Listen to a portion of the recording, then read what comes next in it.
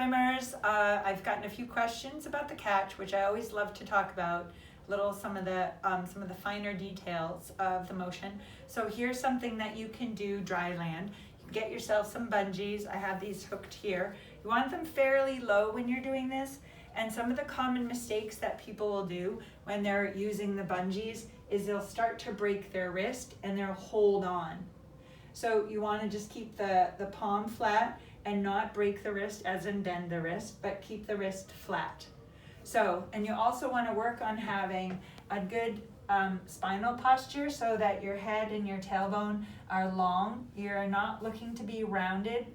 So anyone that's doing yoga out there, you don't want to be in this cat posture, but you want to get that spinal extension and that pelvic extension so that you're nice and flat. And start with some tension on the bungees, okay? The arms sloping down so they're not going to be up high. So the arms are sloping down, keep your head neutral, and it's a simple motion of bending the elbow, okay? So I'm not breaking the wrist, the elbow is staying in front of my head, and I'm not holding on, okay? And my elbow's also below my head, I'm not trying to get it up here. So it's staying low from this sloped position and getting the elbow to pitch up and move to vertical. So I did mention in another video about slightly rotating from the bone, and that's to keep you from really trying to turn by shrugging the shoulder. So it's a real subtle cue to just internally imagine that the bone inside is rotating versus your whole arm.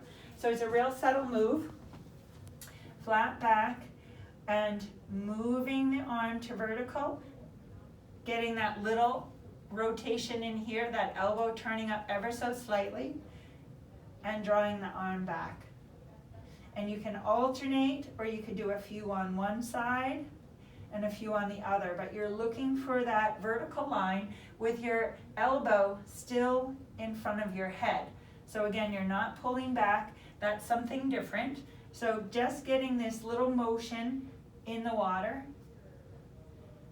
or for the water, getting this little motion. And I also find it's really helpful and a little bit easier to get that elbow to pitch up, to get that little internal, that subtle internal rotation, because I've got something to press against, which is the band. Harder to sense in the water. You just got water and it's moving around. When you have the band, you have a firmer pressure, and it's easier to make that move, okay?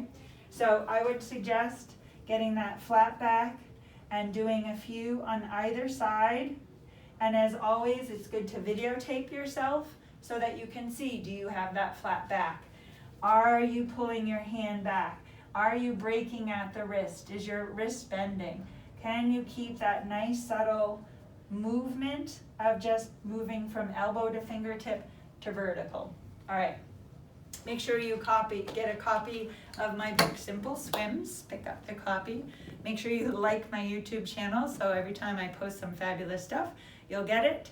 And also go to my Simple Swims website and click on my One Tip Tuesday, so you'll get a tip each week. All right, ciao for now.